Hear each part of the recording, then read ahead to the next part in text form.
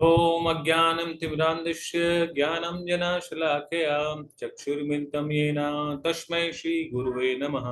श्रीचैतन्यमनोभीष्टं स्थापितं येन भूतले स्वयं रूपा कदा मह्यं ददाति स्वपदान्तिकम्। वन्देऽहं श्रीगुरो श्रीयुतापदकमलं श्रीगुरुन् वैष्णवांसं च श्रीरूपं साग्रजातं शैगणरघुनाथविन्तं तं सजीवं साद्वैतं सावधूतं परिजनसहितं कृष्णचैतन्यदेवं श्रीराधा कृष्णपादान् सहिगणललिता श्रीविशाखावितान्तश। हे कृष्ण करुणा सिन्धो दीनबन्धो जगत्पते गोपेश गोपिका कांत राधा कांत नमस्तुते। तप्त कांचन गौरांगी राधे वृंदावनेश्वरी वृषभानुसुते देवी प्रणमामि हरिप्रिये। वाञ्छाकल्पतरूपस्य कृपा सिन्ध एव च पतितानां पावनेभ्यो वैष्णवेभ्यो नमो नमः। जय श्री कृष्ण चैतन्य प्रभु नित्यानंद श्री अद्वैत गदाधर श्रीवासादि गौर भक्त वृंदा। हरे कृष्णा कृष्णा कृष्णा हरे हरे, हरे राम राम राम हरे हरे। हरे कृष्णा। एक बार फिर से आप सभी भक्तों का अंतर्राष्ट्रीय कृष्ण महानवमी इस्कॉन अयोध्या में बहुत बहुत स्वागत है और आप सभी का बहुत ही अभिनंदन है। तो जैसा कि हम लोग भगवत गीता की उपाधि में जो गीता की एक बैचलर डिग्री है उसमें हमारी यात्रा निरंतर जारी है। हर हफ्ते हम लोग जो है धीरे धीरे अपने आचरण को, अपने हृदय को, अपने विचारों को भगवान के इस ज्ञान के द्वारा हम लोग बदलने का प्रयास कर रहे हैं। इस ज्ञान को अपने जीवन में, अपने जीवन को और ही सार्थक बनाने के लिए इस ज्ञान को अपने हृदय में धारण करके जो भी हमको बताया जा रहा है उस पर हम लोग मनन करते हुए भगवान के इस भगवान के इस ज्ञान को बहुत ही ध्यान से सुनेंगे और धीरे धीरे इस यात्रा में आगे बढ़ेंगे। तो जैसा कि कल हमने श्रवण किया था, भगवान जो है हमें दो धर्म के बारे में बताते हैं। कौन से वो धर्म थे? आप लोग चैट बॉक्स का प्रयोग करके इस चीज के बारे में लिख भी सकते हैं और आप लोग ये भी लिख सकते हैं कि कौन से जो दोनों धर्म में से दोनों जरूरी है कि एक जरूरी है, कि तीसरा जो चीज सबसे इसमें महत्वपूर्ण बताई गई है कि हमको किस प्रकार के कर्म करने हैं। तो यहाँ पे जैसा कि हम लोगों ने कल चर्चा किया था, भगवान ने हमको एक बहुत ही महत्वपूर्ण चीज बताई थी कि हम सभी को कर्म करना है। कर्म करना है, लेकिन किस तरीके का कर्म करना है? कर्म ऐसा करना है कि जिस प्रकार के कर्म बंधन में हम ना फंसे। तो हमें यहाँ पर निष्काम कर्म योग के बारे में बताया जाता है। भगवान हमको निष्काम कर्म योग बता रहे हैं, हमारे बुद्धि योग के बारे में फोकस करके कि किस तरीके से अपनी बुद्धि का प्रयोग करते हुए हम कोई भी कार्य करते हुए उसमें हम आसक्ति ना रखें। अगर हम आसक्ति नहीं रखेंगे तो हमें किसी भी प्रकार के फल से कोई भी मतलब नहीं रहेगा और हम फ्री रहेंगे। ठीक है, तो सबसे बड़ी चीज है कि हमें कर्म करते हुए कर्म बंधन में नहीं बनना है। ये ऐसे कर्म जो होते हैं वो निष्काम कर्म कहलाते हैं अथवा भक्ति योग कर्म कहलाते हैं। ठीक है, और भक्ति योग में किया गया कार्य भगवान की एक भक्तिमयी सेवा होती है। ठीक है, तो अगर हम भक्तिमयी सेवा करते हैं तो हम किसी भी प्रकार के बंधन में नहीं फंसेंगे, सदैव भगवान के प्रिय बने रहेंगे। हमारा ध्यान, हमारा हृदय, हमारा मन जो है भगवान की ही श्री चरणों में लगा रहेगा और उनकी ही कृपा से भगवान ही जैसा हमको मार्ग दिखाएंगे अपने शास्त्रों के माध्यम से, वैष्णव भक्तों के माध्यम से, गुरु के माध्यम से हम उसी मार्ग पर चलने का प्रयास करेंगे और उन्हीं की ही कृपा रहेगी कि जिससे अंततो गत्वा एक दिन हम सभी लोग, जितने भी यहाँ पर आप सभी लोग श्रीमद् भगवद गीता का श्रवण कर रहे हैं, इतने ध्यान से आप सभी लोग जो है बहुत ही भक्त, शुद्ध भक्त हैं, क्योंकि आप सभी पर भगवान की जो कृपा है। देखिए, ये जो कृपा है ना, कृपा मतलब भगवत गीता का जो ज्ञान है, श्रीमद् भागवतम का ज्ञान, ये हर किसी को नहीं प्राप्त होता है। ये केवल और केवल भगवान के जो भक्त होते हैं, जो कृपा के पात्र होते हैं, उन्हें भगवान के ही भक्तों के द्वारा इस ज्ञान की प्राप्ति होती है। तो श्री प्रभुपाद जी की कृपा है इस्कॉन अयोध्या के माध्यम से जो ये भगवत गीता उपाधि, भगवत गीता डिप्लोमा, श्रीमद् भागवतम में डिप्लोमा, ये सारे जो कोर्स ऑर्गेनाइज किए जा रहे हैं निःशुल्क, ये केवल केवल जनहित कल्याण के लिए है। इसीलिए आप लोगों से भी प्रार्थना है कि ज्यादा से ज्यादा इसमें आप लोगों को जोड़िए, ये वीडियो शेयर कीजिए, इस चैनल को सब्सक्राइब कीजिए और लोगों को बोलिए कि इस चैनल पर आकर इस ज्ञान को अर्जित करें जो भगवान का दिव्य ज्ञान है। जिसको पाकर अर्जुन ने भी समस्त प्रकार की आसक्तियां काट दी थी, जिसको पाकर परीक्षित महाराज ने सर्वस्व त्याग कर कर अपने अंततोगत्वा जो जीवन की आत्मा की जो जर्नी थी उसका लक्ष्य प्राप्त किया। और यही एक मार्ग है जो मनुष्य जीवन का परम लक्ष्य है। ठीक है, तो आज की यात्रा में हम लोग आगे बढ़ते हैं। हम लोग देखते हैं कि भगवान जो है नित्य धर्म, सनातन धर्म के बारे में आगे क्या बता रहे हैं कि सनातन धर्म में हमें और भी कौन कौन सी चीजें करनी चाहिए। ठीक है, जो हमारा आत्मा का धर्म है। मैं स्क्रीन शेयर करता हूँ आप लोग के समक्ष।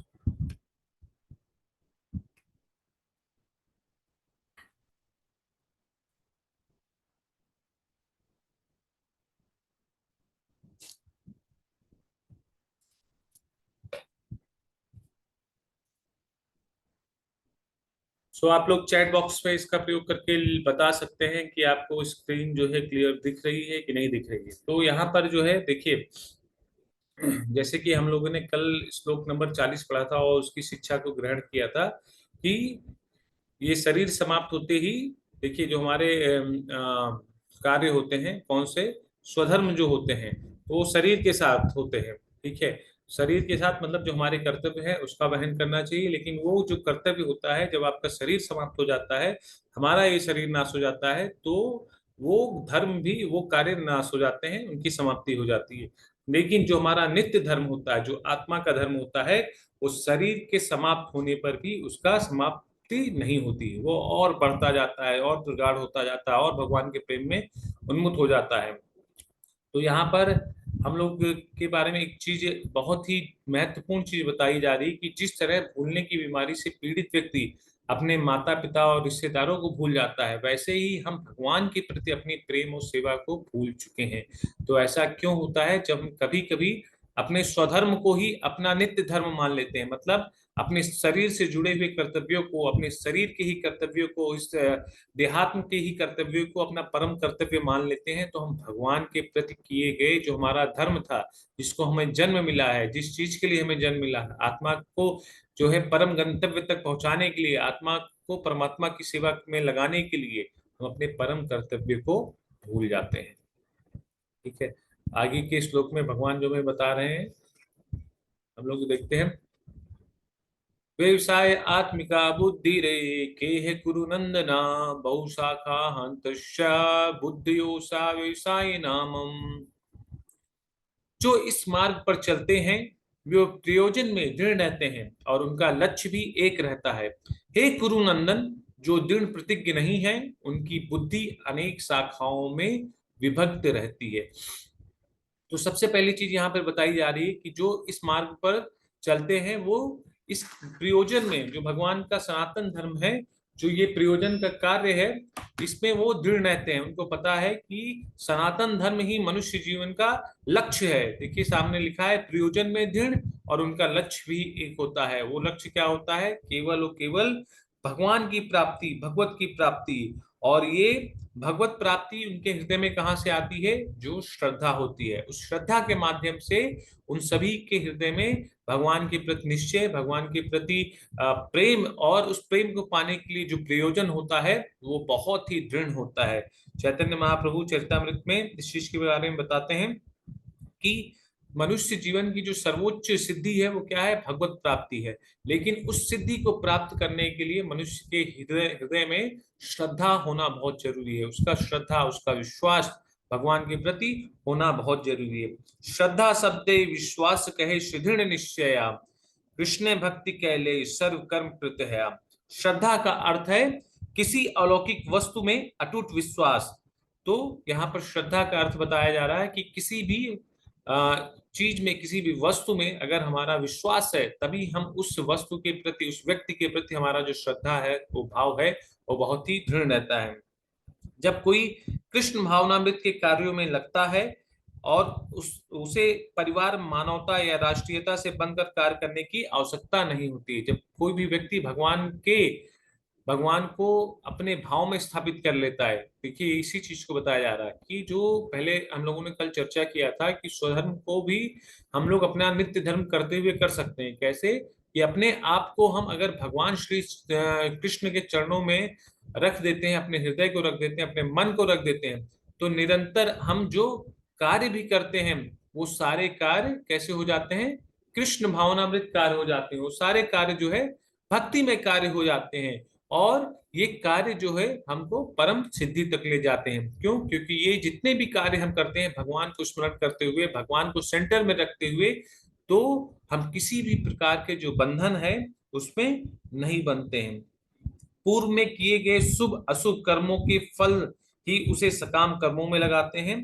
और जब कोई कृष्ण भावनामृत में संलग्न हो तो उसे अपने कार्यों के शुभ फल के लिए प्रयत्नशील नहीं रहना चाहिए। जब कोई कृष्ण भावनामृत में लीन होता है तो उसके सारे कार्य आध्यात्मिक धरातल पर होते हैं, क्योंकि उनमें अच्छे तथा बुरे का द्वैत नहीं रह जाता है। तो यहाँ पर श्रील प्रभुपाद जी बता रहे हैं हमारे आचार्यगण कि जब कोई भगवान में कृष्ण भावनामृत कार्य में, मतलब भगवान को अपने हृदय में रखकर, अपने दिमाग में रखकर, अपने मन को भगवान के श्री चरणों में रखकर कोई भी कार्य करता है तो वही कार्य उसको उसके परम लक्ष्य तक पहुंचा देता है और किसी प्रकार के बाधाओं में नहीं बांधता है, किसी भी प्रकार के फल में उसको आसक्ति नहीं रहती है। और वो जो भी कार्य करता है वो भगवान की प्रसन्नता के लिए कार्य करता है। फिर उसको देश दुनिया समाज में क्या चल रहा है क्या नहीं चल रहा है उससे कोई भी फर्क नहीं पड़ने वाला है। वो अपने कर्तव्यों का भी वहन करेगा। क्यों? क्योंकि उसने अपने सेंटर में भगवान को रखा है। शरीर से सारे रिश्तों का भी वहन करेगा, एक अच्छा पति भी बनेगा, एक अच्छा पुत्र बनेगा, एक अच्छा शिष्य बनेगा, समाज के लिए एक अच्छा नागरिक भी रहेगा। लेकिन अपने हृदय में वो हर एक चीज जो है भगवान को समर्पित करता रहेगा। तो फिर उसको किसी भी प्रकार की उसको किसी भी प्रकार की, मतलब किसी भी मान सम्मान की, किसी भी उसको प्रतिष्ठा की, किसी भी प्रकार के वैभव की आवश्यकता नहीं रहती। जो भी कुछ आया वो हर एक चीज को भगवान को समर्पित कर रहा, भगवान के लिए कर रहा। मान मिल रहा तब भी भगवान को समर्पित, सम्मान मिल रहा भगवान को समर्पित, बदनामी हो रही है कोई उसको गाली दे रहा है तब भी वो भगवान की कृपा मानकर इस चीज को स्वीकार करते हुए आगे बढ़ता है, क्योंकि वो इस मार्ग में दृढ़ प्रतिज्ञ है।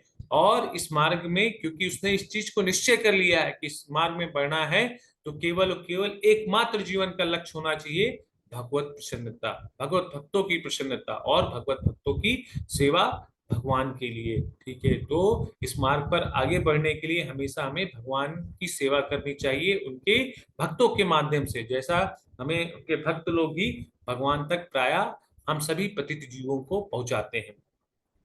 कृष्ण भावनामृत की सर्वोच्च सिद्धि है देहात्म बुद्धि का त्याग। अब यहाँ पे बहुत ही महत्वपूर्ण बात बताई गई है कि कृष्ण भावनामृत की प्रगति के साथ क्रमशः यह अवस्था स्वतः ही प्राप्त हो जाती है। तो इस जो भी चीज हम पढ़ रहे हैं, जो भी चीज हम समझ रहे हैं, श्रीमद् भागवतम सुन रहे हैं या हम लोग भगवत गीता पढ़ रहे हैं, भगवत गीता में डिप्लोमा उपाधि जो भी कोर्स कर रहे हैं, भगवान के ही ये कोर्स, भगवान के लिए ही इस ज्ञान का हम लोग इसको अपने हृदय में धारण कर रहे हैं, इसको श्रवण कर रहे हैं। लेकिन इस ज्ञान का क्या प्रयोजन है? ठीक है, इस ज्ञान का प्रयोजन क्या है? सबसे बड़ा प्रयोजन जो है इस ज्ञान का कि हम किस प्रकार इस देहात्म बुद्धि का त्याग कर सकें। ठीक है, आप लोग बगल में देख रहे हैं कि भगवान श्री कृष्ण गुरु के रूप में है और नीचे अर्जुन जो है हाथ जोड़कर अपने आप को पूरी तरीके से भगवान के श्री चरणों में समर्पित कर दिया है। और समर्पण की ही भावना, क्योंकि पहली चीज अर्जुन को भगवान के प्रति विश्वास है, श्रद्धा है, श्रद्धा के कारण विश्वास है और विश्वास के ही कारण उसके अंदर ये समर्पण की भावना है। जब उसने अपने आप को भगवान के प्रति, अपने गुरु के प्रति समर्पित कर दिया, तब यह ज्ञान उसके हृदय में प्रज्वलित होगा। ठीक है, तो यही एक चीज यहाँ पर बताई जा रही है कि जो भी जीवात्मा या जो भी व्यक्ति अपने आप को श्रद्धा के माध्यम से, विश्वास के माध्यम से अपने गुरु के आदेशों का पालन करते हुए इस भगवत रास्ते पर आगे बढ़ते हैं, उनके जीवन का एक ही लक्ष्य रहता है, भगवत प्रेम की प्राप्ति करना। और जो भी व्यक्ति इस रास्ते में दृढ़ प्रतिज्ञ नहीं है, उनका दिमाग इधर उधर भटकता रहता है। ठीक है, आज इस गुरु के पास, कल किसी और गुरु के पास, आज भगवान की सेवा की, कल जो है पुण्य के कार्यों में लग गए, चैरिटी करने लग गए, फिर परसों फिर किसी और जब मन में आया तो फिर गलत कार्य करने लग गए, गलत तरीके से पैसा कमाया, फिर लाके चैरिटी कर दी, फिर पूजा कर रहे हैं। तो ऐसे लोग जो है अलग अलग उनकी जो बुद्धि होती है वो फिरती रहती है, वो कभी भी इस मार्ग में दृढ़ प्रतिज्ञ नहीं होते हैं, ना ही कभी भी इस लक्ष्य की प्राप्ति कर पाते हैं। क्योंकि जो अपने देहात्म बुद्धि के कारण कार्य करता है, ना कि अपनी आत्म बुद्धि, मतलब अपनी गुरु के माध्यम से सुझाए गए रास्तों पर बढ़ता है, तो उसका क्या होगा? तो देहात्म बुद्धि के कारण व्यक्ति का विनाश ही होगा और कोई दूसरा उसके जीवन में रिजल्ट नहीं आएगा। चाहे वो आपको, हम सभी को भौतिक दृष्टि से देखने में लगे कि वो कितना बलशाली है, कितना शौर्यवान है, कितना ऐश्वर्य है उसके पास, कितने पैसे हैं, कितना गाड़ियां, या कितना लग्जरी लाइफ जी रहा हो, लेकिन देहात्म बुद्धि में फंसे लोगों का अंत क्या होता है? उनका शरीर नाश हो जाता है और ना तो इस भौतिक लोक में वो अपना परमानेंट जगह स्थापित कर पाते हैं और ना ही परलोक या आध्यात्मिक जगत के लिए वो जो है अपने मार्ग को बढ़ा पाते हैं। तो इसीलिए कहा जाता है कि ये मनुष्य जीवन, दुर्लभ मानुष जीवन को सुलभ बनाने के लिए इस मनुष्य जीवन को भगवान के प्रति, गुरु के प्रति समर्पण कर देना चाहिए। प्रमाणिक गुरुओं के प्रति हम जैसे ही समर्पण करेंगे, वो हम जैसे पतित जीवों को राह दिखाकर किस प्रकार हमें भगवत प्रेम की प्राप्ति करनी है उसका एहसास हमारे हृदय में करा देंगे। और एक बार गुरु की कृपा हो गई हम सभी के हृदय में, तो निश्चित रूप से भगवान के प्रेम का आनंद, भगवान की सेवा का रसास्वादन हम सभी को बहुत ही अच्छे रूप से प्राप्त होगा। तो विश्वास कीजिए, एक बार ये आनंद हमारे हृदय में जागृत हो गया ना, दुनिया की सर्वोच्च से भरी भौतिक चीजों से समाहित आपको कोई भी वस्तु दे दी जाए, चाहे आपको लग्जरी बंगलो दे दिया जाए स्विट्जरलैंड में, चाहे आपको जैगवार या मर्सिडीज या हेलीकॉप्टर से आपको ट्रैवलिंग कराई जाए इस दुनिया का, वो सारे आनंद जो है उस भगवत प्रेम आनंद के लिए सब कुछ जो है फीके लगेंगे। क्योंकि एक बार भगवत आनंद जिसके हृदय में जागृत हो गया, फिर उसको कुछ और चाहिए ही नहीं होता है। लेकिन इसके लिए क्या होना चाहिए कि हमें श्री कृष्ण को ही अपने जीवन का लक्ष्य बनाना चाहिए और अपने प्रयोजन में निश्चय पूर्वक, उत्साह निश्चय धैर्य तत्त कर्मा प्रवर्तना, उत्साह के साथ निश्चय पूर्वक, धैर्य पूर्वक हमें जो है इस मार्ग पर चलते रहना चाहिए। कभी कभी बाधाएं आएंगी, परेशानियां आएंगी, अंधकार आएगा, देखिए हमें समझ में नहीं आएगा। और जब भी ऐसी परिस्थिति हमारे सामने उत्पन्न होती है कि हमारे सामने भयावह अंधकार छाया हुआ है, हमें समझ में नहीं आ रहा कि हमें क्या करना चाहिए, क्या नहीं करना चाहिए, हमारे सामने ऐसी परिस्थिति उत्पन्न हो गई है कि हम जो है कुछ समझ ही नहीं पा रहे कि हम करें या ना करें, उस परिस्थिति में भी अपने आप को अर्जुन की तरीके से अपने हृदय से भगवान को अपने आप को समर्पित कर देना चाहिए कि हे भगवान, मुझे जो है कुछ भी नहीं समझ में आ रहा है कि मैं अपने जीवन में क्या करूं, मैं जैसा भी हूं आपका दास हूं। ठीक है, मुझसे हजारों गलतियां होती हैं, लाखों गलतियां होती हैं, मैं डेली नित्य प्रतिदिन गलतियां करता रहता हूं, गलतियों का कुम्हाड़ हूं मैं, लेकिन आपकी ही कृपा है कि मैं आपके नामों का उच्चारण कर पा रहा हूँ। हे प्रभु, कृपया मुझे मेरा मार्गदर्शन कीजिए, मेरे हृदय में प्रकाश कीजिए कि मैं आपके प्रेम के लिए जो तरस रहा हूँ, आपके नाम के प्रति मेरा जो रुचि है, मेरा जो अनुराग है वो उत्पन्न हो, मैं वैष्णवों के प्रति अपराध ना करूं, मैं अपनी गुरु की आज्ञाओं के प्रति जो है उसकी आज्ञाओं का पालन कर सकूं। तो ये ऐसी प्रार्थना जो है हमें भगवान से करनी चाहिए जब भी हम कभी ऐसी परिस्थिति में फंसते हैं। तो यहाँ पर वही बताया जा रहा है कि हमें प्रयोजन, जो हमारा प्रयोजन होता है वो बहुत ही दृढ़ रहना चाहिए। ठीक है, आगे बढ़ते हैं, हम लोग देखते हैं श्लोक नंबर 42 और 43 में। यामिमां पुष्पातम वाचम प्रयदन्ति विपश्चिता वेदवादर्ता पार्था नान्यदस्तिति वादिनी कामात्माना स्वर्गपरा जन्म कर्म फल प्रदामं क्रिया विशेष बाहुलम भोग ऐश्वर्य गतिम प्रति।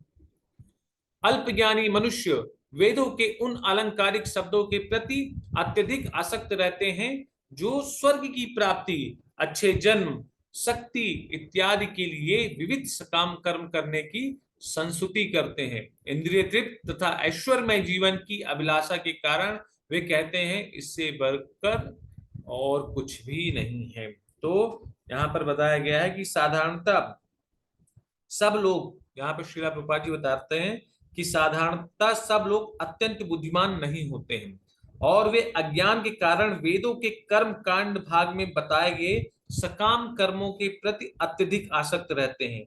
वे स्वर्ग में जीवन का आनंद उठाने के लिए इंद्र तृप्त कराने वाले प्रस्तावों से अधिक और कुछ नहीं चाहते, जहां मदिरा तथा तरुणियां उपलब्ध हैं और अधिक और भौतिक ऐश्वर्य सर्व सामान्य है।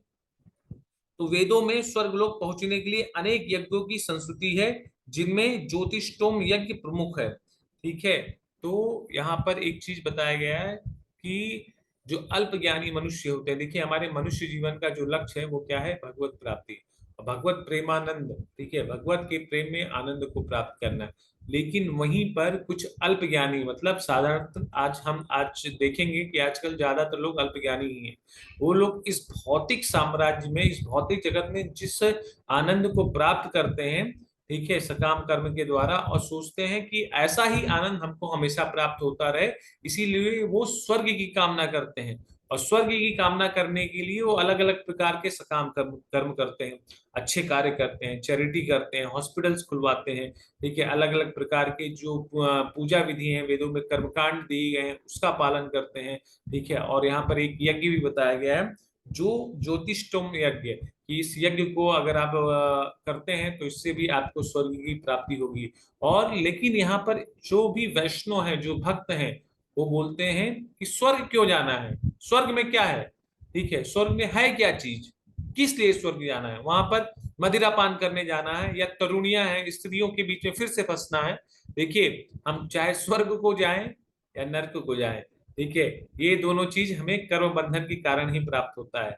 अगर हम स्वर्ग में गए तो वापस से ही हम कर्म बंधन में फंसे हुए हैं, ठीक है। और स्वर्ग बंधन के स्वर्ग में पहुंचते ही वापस से क्या होगा, फिर से हम जो जितने भी लोग हैं एक प्रकार के बंधन में फंस जाएंगे। फिर वहां पर जाके हजारों जन्म, हजारों समय तक, हजारों वर्षों तक जो है, जब तक हमारा ये पुण्य वहां पर रहेगा, हमारा जैसे जिस प्रकार एटीएम में बैलेंस रहता है तब तक हम उसको खर्चा कर सकते हैं, उसी प्रकार ये पुण्य जब तक हमारे पास रहेगा तब तक हम स्वर्ग में भोग करेंगे, ठीक है, सारे ऐश्वर्य को भोगेंगे। और जैसे जिस दिन ये पुण्य खत्म हुआ, वापस से हम मृत्यु लोक पर आ जाएंगे। तो क्या ये मुक्ति है, क्या ये परम आनंद है? आप लोग चैट बॉक्स का प्रयोग करते हुए लिख सकते हैं कि आप लोग को स्वर्ग जाना है, कि ऐसे घर जाना है जहां से वापस जन्म और मृत्यु के चक्कर में वापस ना आना पड़े। तो ऐसा जो घर है, वो घर कहाँ है, केवल और केवल, ऐसा घर जो है वो केवल और केवल भगवान का ही धाम है, जिसे वैकुंठ धाम बोलते हैं, जहां पर किसी भी प्रकार की कुंठा जो है नहीं रहती है। आप देखेंगे स्वर्ग में ना, इंद्र भी कभी कभी कुंठा से ग्रसित होते हैं। वो देखते हैं जब कोई यहाँ पर तपस्या कर रहा हो, भगवान के लिए प्रार्थना कर रहा हो, या कोई भक्त तपस्या करते हुए अपने आप को, अपने जीवन को सार्थक बना रहा हो, तो सबसे पहले खलबली किसको मचती है, इंद्र को मचती है। तो स्वर्ग भी कुंठा से मुक्त नहीं है।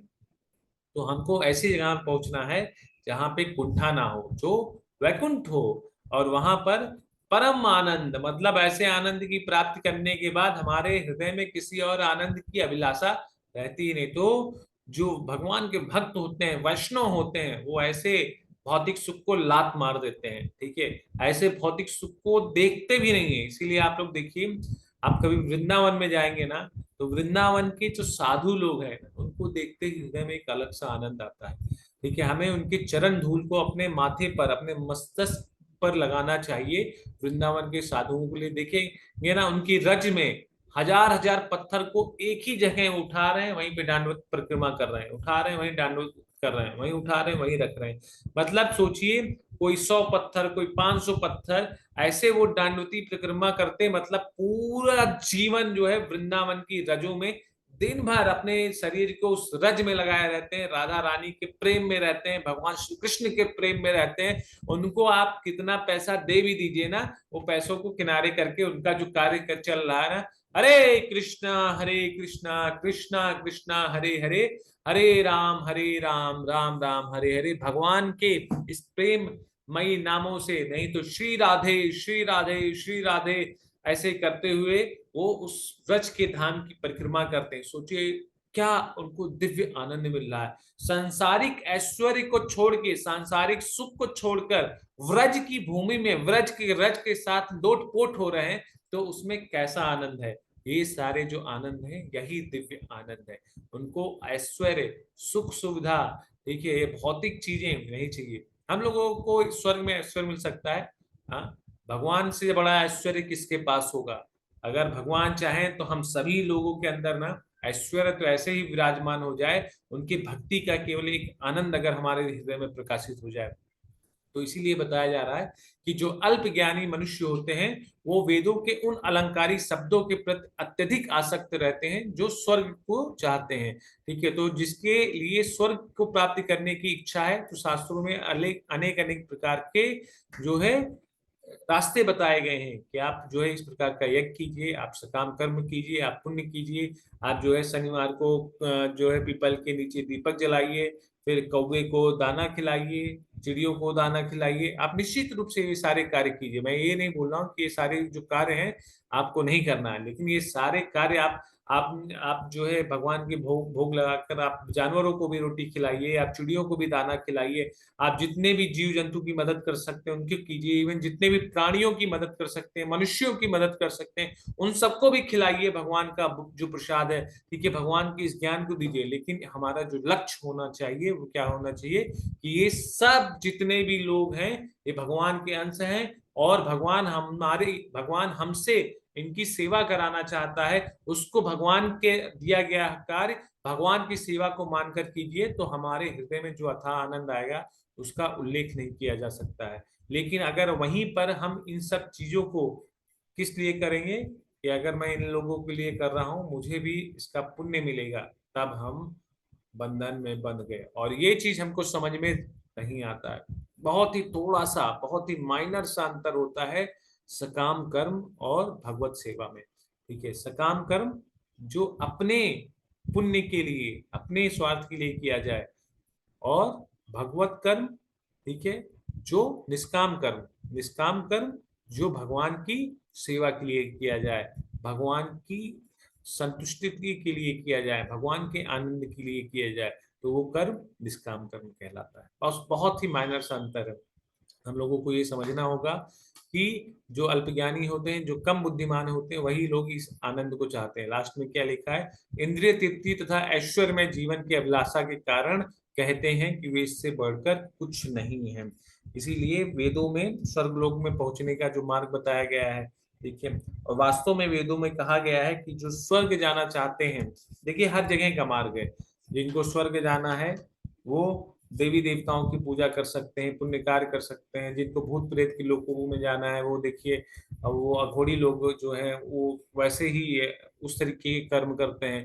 ठीक है, जिसको आपको कहाँ जहाँ कहीं पे भी जाना है, जिस लोक में जाना है उस लोक में आप जा सकते हैं, उस लोक में ट्रेवल कर सकते हैं, बशर्ते वहां के हिसाब से आपको शरीर धारण करना होगा। इस शरीर को छोड़कर आपको फिर अगला जो शरीर मिलेगा उसके हिसाब से मिलेगा, और आप उस लोगों को जा सकते हैं।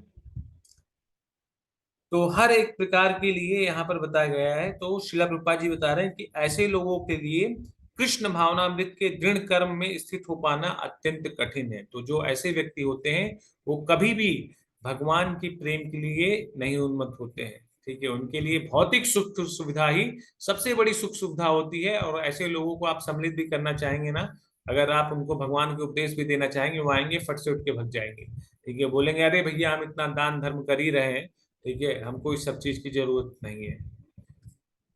जिस प्रकार मूर्ख लोग विषैले वृक्षों के फूलों के प्रति बिना यहाँ जाने के इस आकर्षण का फल क्या होगा आसक्त रहते हैं, उसी प्रकार अज्ञानी व्यक्ति स्वर्गिक ऐश्वर्य तथा तज्जनित इंद्रिय भोग के प्रति आकृष्ट होता है। श्रील प्रभुपाद जी ने उनको अज्ञानी बताया है, अज्ञानी घोषित कर दिया है कि जो लोग पुण्य कार्य, सकाम कर्म, अच्छे कार्य करते तो हैं, लेकिन भगवान की भक्ति नहीं करते हैं, भगवान के आनंद के लिए भगवान की सेवा नहीं करते हैं, तो ऐसे सभी लोग जो हैं अज्ञानी है। क्योंकि उनको स्वर्ग का ऐश्वर्य तो प्राप्त होगा, लेकिन वापस से वो इस जन्म मृत्यु के चक्कर में आ जाएंगे, यहाँ से वो कभी नहीं छूटेंगे। तो यहाँ पर श्लोक नंबर 1 में बुद्धि की बात की गई है कि पहला बुद्धि एक केंद्रित विरुद्ध बहु केंद्रित है। तो यहाँ पर क्या है होता है कि किस प्रकार हम बुद्धि लगाकर भगवान के लिए अपने आप को, अपने मन को, अपने हृदय को समर्पित करेंगे, और अपने कार्य को, जैसे यहाँ पे बुद्धि योग के बारे में वर्णन किया गया है कि बुद्धि लगा के अगर अपने सारे कार्यों को भगवान पर आश्रित कर देंगे तो हम किसी भी प्रकार के बंधन में नहीं बनेंगे, और वो सारा कार्य भगवान की सेवा के लिए होगा। और 42-43 में जो अल्प ज्ञानी लोग हैं उनके बारे में बताया गया है, जिसकी हम लोग ने चर्चा कर चुके हैं। ठीक है, तो अल्प ज्ञानी लोग किस चीज से, भोग और ऐश्वर्य की आकांक्षा करते हैं। ठीक है, वो जहाँ भौतिक जगत में भी रहेंगे तब भी वो चाहते हैं कि लोग उनको मान सम्मान दें, इज्जत दें, और पैसा वो कमाए खूब सारा, भले ही वो अच्छे कार्य करते हो, और उन जब वो मरते भी हैं तब भी वो चाहते हैं कि उनको स्वर्ग जैसा जो सुख है वो प्राप्त हो। तो उन लोगों को इसी प्रकार का ही जो सुख है प्राप्त होता है। तो यहाँ पर एक शिक्षा बताई गई है कि पराशर स्मृति में व्यासदेव के पिता पराशर ने कहा है, क्षत्रियो ही प्रजा रक्षण शस्त्र पाणी प्रदंडयनम नृजत्य परसैन्य आदि क्षिति धर्मेण पालितुम।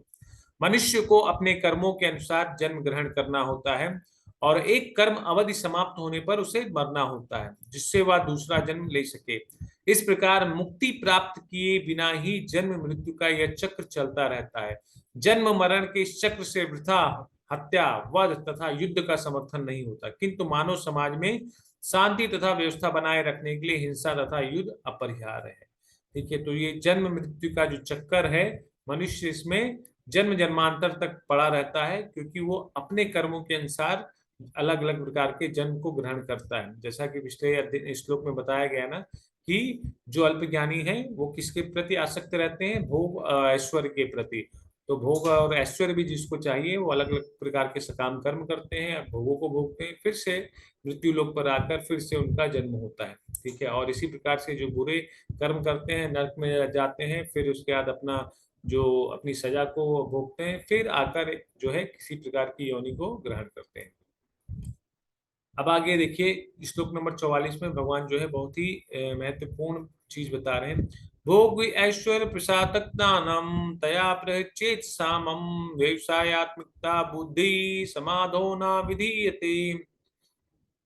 जो लोग इंद्रिय भोग तथा भौतिक ऐश्वर्य के प्रति अत्यधिक आसक्त होने से ऐसी वस्तुएं से मोहग्रस्त हो जाते हैं, उनके मनों में भगवान के प्रति भक्ति का दृढ़ निश्चय नहीं होता है। तो ये तो बहुत ही महत्वपूर्ण बातें हैं और बहुत ही शिक्षाप्रद बात है जो भगवान यहाँ पर अर्जुन को समझा रहे हैं, कि जिसका हृदय भौतिकता में एक बार लग गया ना।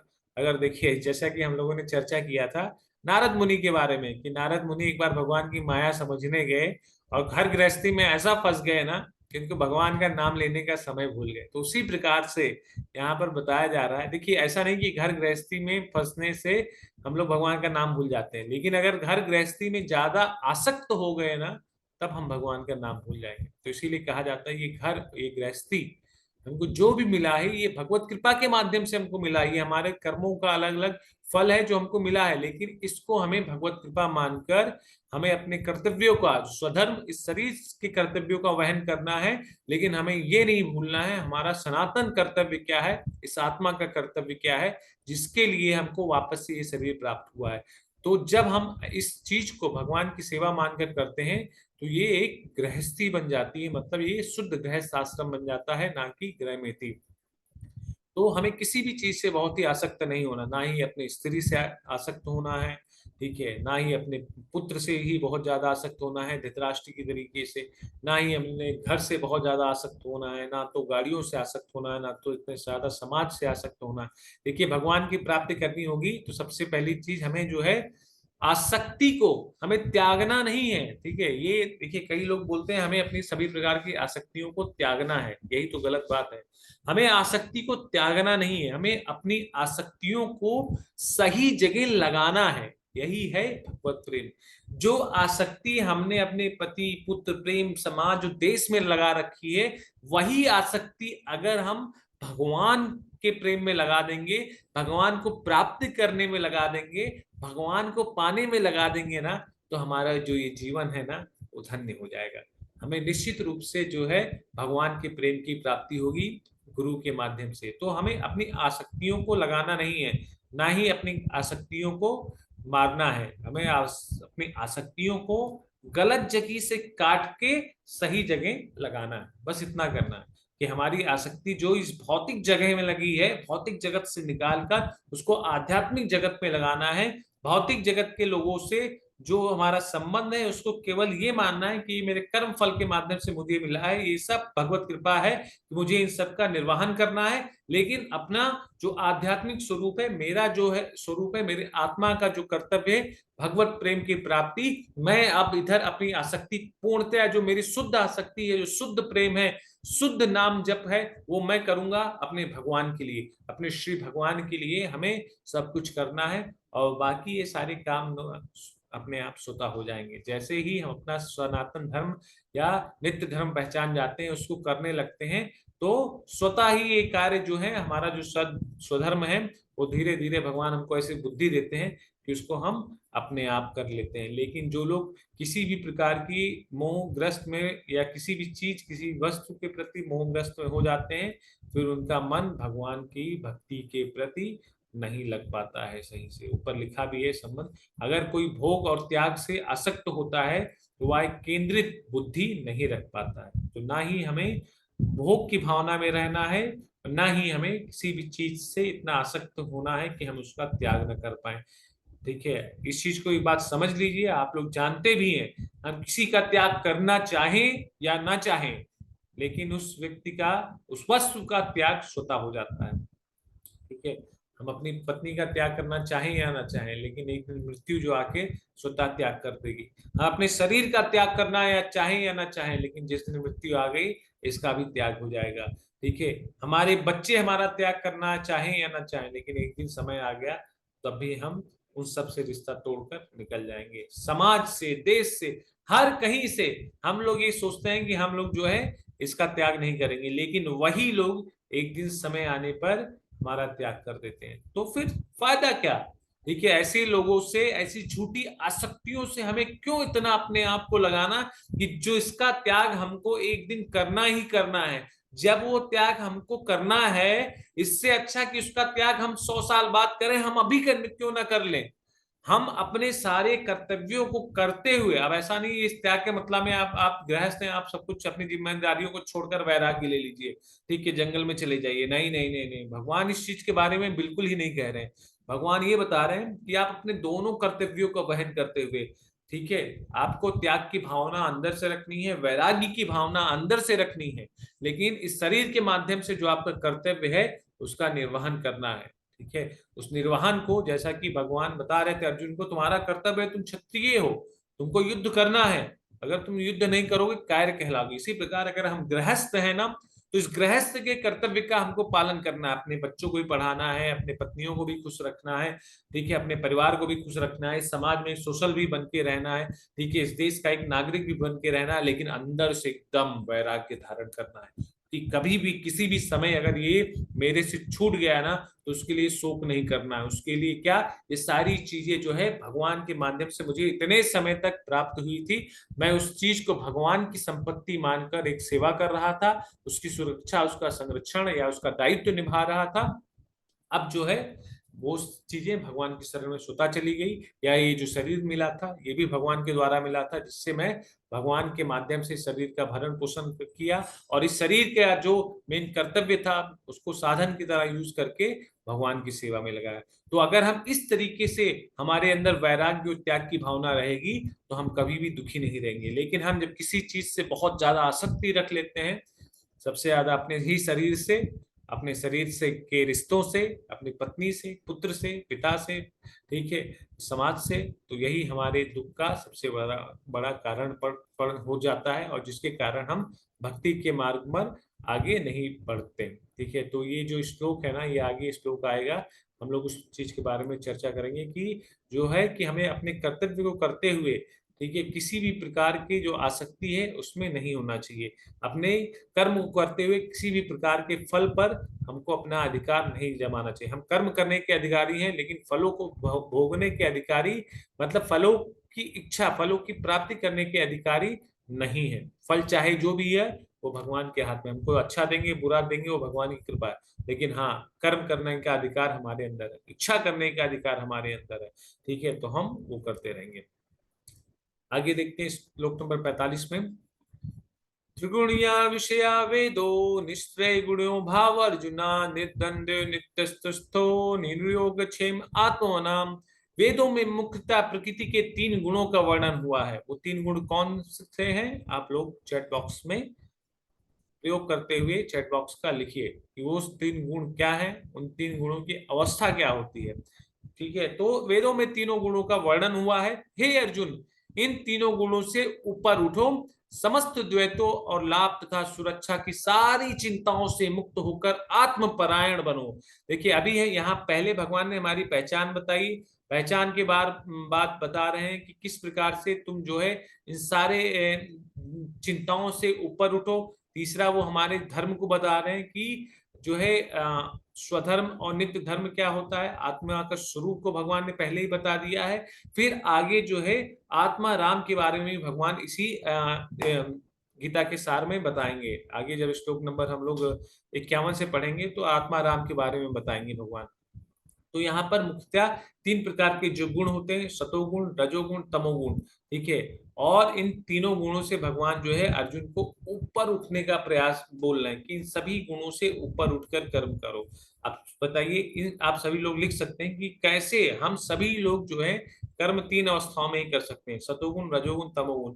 लेकिन उससे ऊपर उठ के भगवान जो है कर्म करने के लिए बोल रहे हैं। तो इससे ऊपर उठकर अगर हम लोग कर्म करेंगे तो क्या होगा कि हम सभी लोग आत्मपरायण बन जाएंगे। आत्मपरायण मतलब भगवान के प्रिय बन जाएंगे, अपनी आत्मा को संतुष्ट कर देंगे, क्योंकि अपनी आत्मा को परमात्मा की सेवा में लगा देंगे। तो इसके लिए हमें कौन सा कार्य करना चाहिए? इसके लिए हमें कार्य करना चाहिए कि अपनी स्मृति, अपना हृदय, अपना मन भगवान के श्री चरणों में लगाकर हमको सारे प्रकार के सभी प्रकार के कार्य करने चाहिए। तभी हम इन तीनों गुणों से ऊपर हो सकते हैं। हम पुण्य कार्य सतोगुण में करते हैं, ठीक है, कुछ उत्तेजना भरा कार्य, देश के लिए रक्षा, ठीक है, या किसी से किसी का संरक्षण रजोगुण में करते हैं। और तमोगुण में हम लोग जो है हमेशा गलत कार्य ही करते हैं। तो जो है भगवान जो है यही बता रहे हैं कि हमें जो है इन तीनों गुणों से उठकर कार्य करना चाहिए। और इन तीनों गुणों से उठकर कार्य क्या होता है? वो सारे कार्य भक्तिमय सेवा कहलाते हैं। मतलब भगवान के लिए किया गया कार्य या भगवान को बीच में सेंटर में रख कर किया गया कार्य, ये सारे कार्य जो है भक्तिमय सेवा कहलाती हैं। और अगर हम इस कार्यों को करते हैं तो इस कार्यों को करते हुए व्यक्ति क्या हो जाता है? आत्मपरायण बन जाता है। तो यहाँ पर श्रील प्रभुपाद जी बता रहे हैं कि सारे भौतिक कार्यों में प्रकृति के तीन गुणों की क्रियाएं तथा प्रतिक्रियाएं निहित होती हैं। इनका उद्देश्य क्या होता है? कर्म फल होता है। ठीक है, अगर ये तीनों गुणों के माध्यम से हम कार्य करेंगे तो कर्म के फलों में बंधेंगे। ठीक है। और कर्म फल जब होता है तब हम भौतिक जगत में हमारे अंदर बंधन का कारण हो जाता है। तो वेदों में मुख्यतः सकाम कर्मों का वर्णन है। ठीक है, वेदों में मुख्यतः जो है सकाम कर्मों का वर्णन है, जिससे सामान्य जन क्रमशः इंद्र तृप्त से क्षेत्र से उठकर आध्यात्मिक धरातल तक पहुंच सके। कृष्ण अपने शिष्य तथा मित्र के रूप में अर्जुन को सलाह देते हैं कि वह वेदांत दर्शन के आध्यात्मिक पद तक ऊपर उठे, जिसका प्रारंभ ब्रह्म जिज्ञासा अथवा परम आध्यात्मिकता पर प्रश्नों से होता है। इस भौतिक जगत के सारे प्राणी अपने अस्तित्व के लिए कठिन संघर्ष करते रहते हैं। उनके लिए भगवान ने इस भौतिक जगत की सृष्टि करने के पश्चात वैदिक ज्ञान प्रदान किया। ठीक है, भगवान ने सृष्टि की रचना करने के बाद वैदिक ज्ञान जो है, वेदों का ज्ञान उन सभी को प्रदान किया, और जो जीवन यापन तथा भव ईंधन से छूटने का उपदेश देता है। ठीक है, और ये वेदों का ज्ञान क्या करता है कि जो वेदों का ज्ञान क्या है, हम सभी को जीवन यापन करने की विधि बताता है, और ये भी बताता है साथ के साथ कि किस प्रकार इस भव बंधन से छूटा जाए। मतलब ये वेदों का ज्ञान हमें स्वधर्म भी बता रहा है और नित्य धर्म भी बता रहा है। हम कैसे अपना जीवन यापन कर सकें इस शरीर में रहते हुए, और कैसे ही इस शरीर के माध्यम से, मनुष्य जीवन के माध्यम से इस भव बंधन मतलब इस आसक्ति के बंधन से, हम जिस आसक्ति में जकड़े हुए हैं, कैसे इस आसक्ति को काट कर इसके बंधन से किस प्रकार निकल सके, इसके बारे में वेदों के माध्यम से भगवान हमको ये शास्त्र देते हैं। और इस शास्त्रों के माध्यम से, गुरु के माध्यम से, देखिए हमको शास्त्र भी भगवान देते हैं और हमको गुरु भी देते हैं। बशर्ते यही होती है कि हमें अपने गुरु की शरण में जाना चाहिए। गुरु के प्रति हमको हमारे जो शंकाएं हैं, हमारी जो दुविधाएं हैं, हमारे जो प्रश्न है, वो सब उनके समक्ष रख देना चाहिए, और तब उनसे हमें प्रार्थना करनी चाहिए कि मुझे इस भवबंधन से निकलने के लिए मार्ग बताएं। ठीक है, तो वेदों में दोनों प्रकार का वर्णन है, सकाम कर्म के बारे में भी है और निष्काम कर्म के बारे में भी है। ठीक है, तथा हमें इस दोनों कार्यों को वेदों के माध्यम से, शास्त्रों के माध्यम से समझना होगा, और समस्त चिंताओं को त्याग कर भगवान की शरण ग्रहण करके अगर हम जो भी कार्य करेंगे, मतलब निष्काम कर्म करेंगे तो वो सारे कार्य भगवान की सेवा के लिए हो जाएंगे और निश्चित रूप से हमें भगवत प्राप्ति होती है अंततोगत्वा। तो भगवान जो है अर्जुन को यही बता रहे हैं कि तुमको कौन सा कार्य करना है, इस समस्त प्रकार के मोह और आसक्ति को त्याग करके क्या बनना है, आत्मपरायण बनना है और युद्ध के लिए तैयार हो जाना है। क्योंकि सारे कर्मों का अगर तुमने त्याग कर दिया तो तुम किसी भी प्रकार के बंधन में नहीं फंसोगे, ना ही तुमको पाप लगेगा, ना ही तुमको पुण्य मिलेगा। क्योंकि ये युद्ध जो हो रहा है वो किसकी इच्छा के लिए हो रहा है, मेरी इच्छा के लिए हो रहा है। ठीक है, तो जो भी व्यक्ति भगवान की इच्छा के लिए, भगवान की संतुष्टि जनार्दन माधव कृष्ण गोविंद के लिए करता है तो वो निश्चित रूप से उन सभी का प्रिय बन जाता है। और एक बार उनके प्रिय बन गए ना, प्रिय प्रियतम और भगवान के प्रिय बन गए तो फिर और किसी का प्रिय हो या ना हो तो कोई भी फर्क नहीं पड़ता है। ठीक है, और इसीलिए भगवान के प्रिय बनने के लिए हम लोग इस्कॉन अयोध्या के माध्यम से नित्य प्रतिदिन क्या करते हैं, भगवान की सेवा करते हैं। कितने बजे, सुबह 5 से 6, भगवान के शुद्ध नामों के साथ, भगवान के जो शुद्ध नाम है उनके भक्तों के संग में हम भगवान का नाम लेते हैं। और दूसरा सबसे बड़ी क्या करते हैं, भगवान के चरण हम दबाते हैं। अब आप लोग पूछेंगे भगवान के चरण कैसे दबाएंगे, भगवान के चरण दबाते हैं भगवान की सेवा करने से। और वो सेवा क्या है, नित्यम भागवत सेवया, नित्य प्रतिदिन भगवान की सेवा। हम लोग भागवत कथा का श्रवण और अध्ययन करने से श्री भगवान के चरण को दबाकर उनकी सेवा को ग्रहण करते हैं, जिससे कि हमारा जो हृदय है वो परिवर्तित होता है और अंततोगत्वा हमें भगवान के प्रेम की प्राप्ति होती है। ठीक है, तो आगे श्लोक नंबर 46 में भगवान बताते हैं, यवान अर्थ उत्पाने सर्वता संपुलुतोदके तवान सर्वेषु वेदेषु ब्राह्मणस्य विजानता। एक छोटे से कूप का सारा कार्य एक विशाल जलाशय से तुरंत पूरा हो जाता है। इसी प्रकार वेदों के आंतरिक तात्पर्य जानने वाले को उनके सारे प्रयोजन सिद्ध हो जाते हैं। तो यहाँ पर इस चीज के बारे में बताया गया है कि वेदों के कर्म कांड विभाग में वर्णित अनुष्ठान एवं यज्ञों का ध्येय आत्म साक्षात्कार के क्रमिक विकास को प्रोत्साहित देना है। तो मतलब वेदों का उद्देश्य क्या है, जिस प्रकार एक छोटा ही से कूप का सारा कार्य एक विशाल जलाशय से पूरा हो जाता है। एक छोटा सा कूप है ना, अगर उसको जलाशय से कनेक्ट कर दिया जाए तो जल तुरंत ही भर जाएगा उसमें, तो उसका मतलब मर्म पूरा हो गया। इसी प्रकार से जो वेदों का अगर हमें तात्पर्य जानना है, वेदों के तात्पर्य जो भी व्यक्ति जान जाते हैं तो उनके सारे प्रयोजन जो है वो सिद्ध हो जाते हैं। और वेदों का उद्देश्य क्या है, श्री भगवान की सेवा। ये सभी प्रकार के वेद हमको एक ही चीज के लिए बताते हैं, हमें भगवान की सेवा के लिए कार्य करना चाहिए, भगवान के प्रेम को प्राप्त करने के लिए कार्य करना चाहिए। और एक बार हम अपने आप को भगवान के प्रेम में, भगवान की भक्ति में, भगवान की सेवा में लगा देते हैं तो स्वतः ही अपने सारे जो कार्य हैं, सारे कर्तव्य हैं, अपने आप ही स्वतः ही पूर्ण हो जाते हैं। क्योंकि भगवान की ही कृपा के माध्यम से हमारे हृदय में दिव्य ज्ञान प्रकाशित हो जाता है।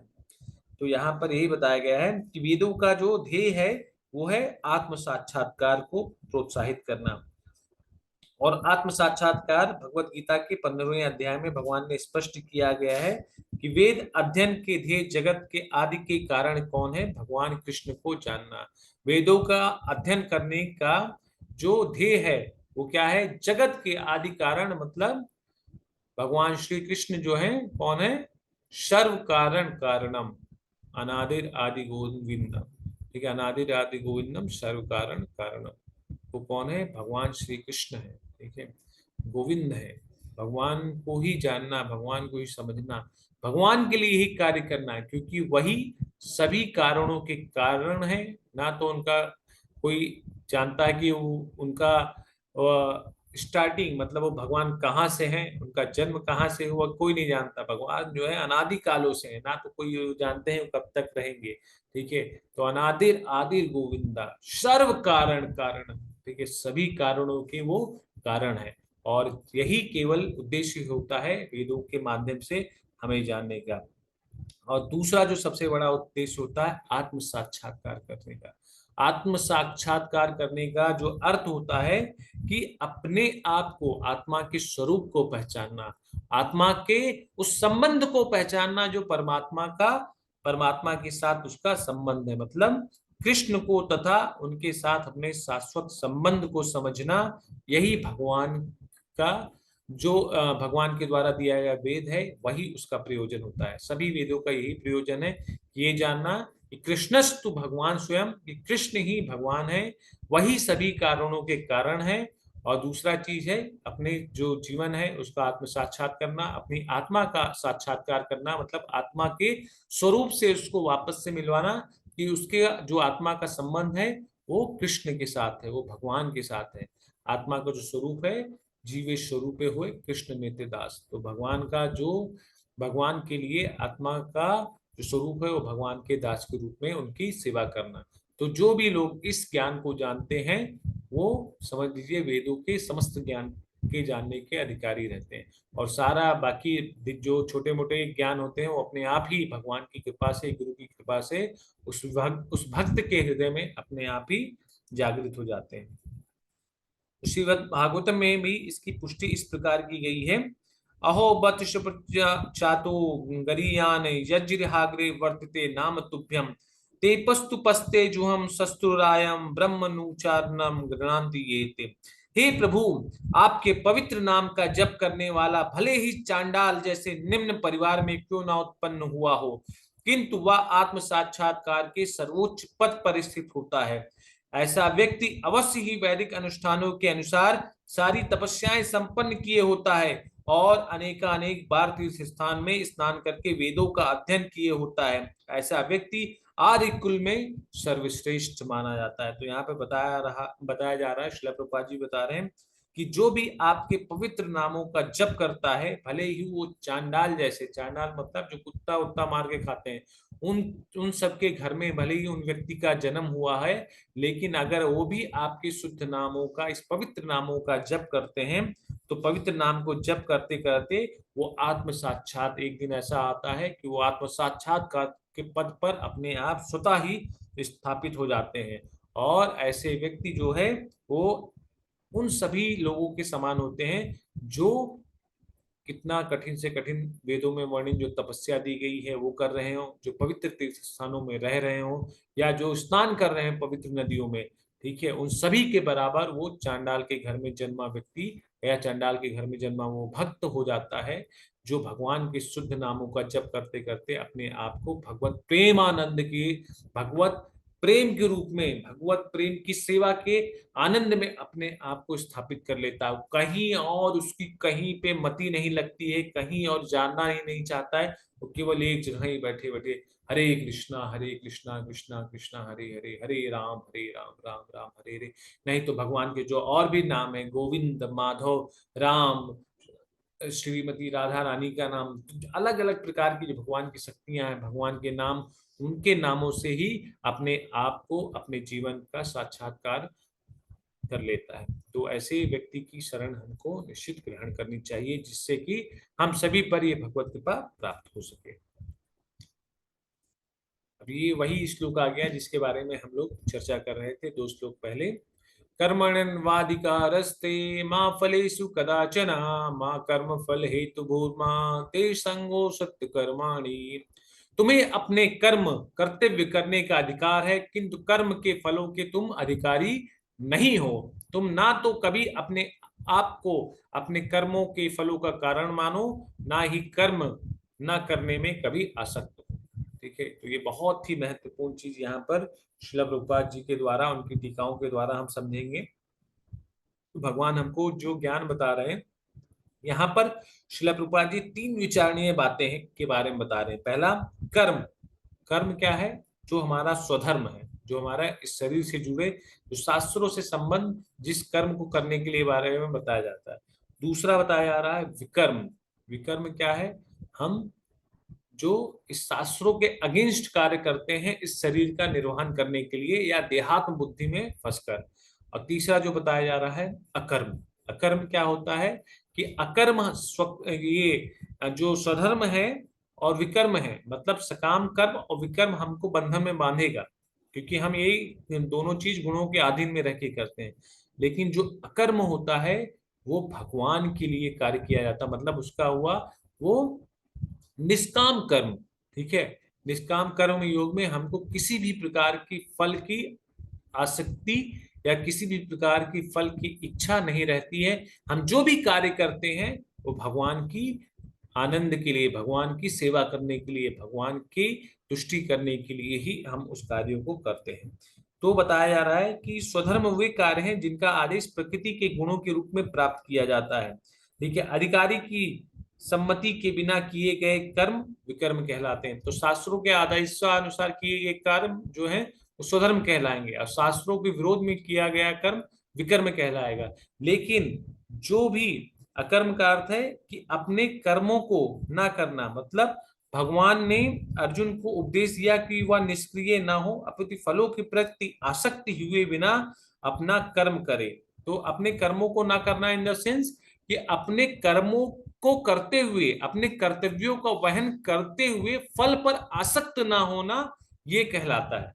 ठीक है, तो समझ रहे हैं ना। चैट बॉक्स में आप लोग इसका प्रयोग करते हुए लिख भी दीजिएगा कि आप लोगों को कर्म के बारे में समझ में आ रहा है। 3 प्रकार के कर्म यहाँ पर बताए जा रहे हैं। पहला, जो हम सकाम कर्म करते हैं, स्वधर्म करते हैं, एक शरीर की, इस शरीर से जुड़े हुए कर्तव्यों का वहन शास्त्रों के द्वारा करते हैं, तो सकाम कर्म की श्रेणी में रहता है।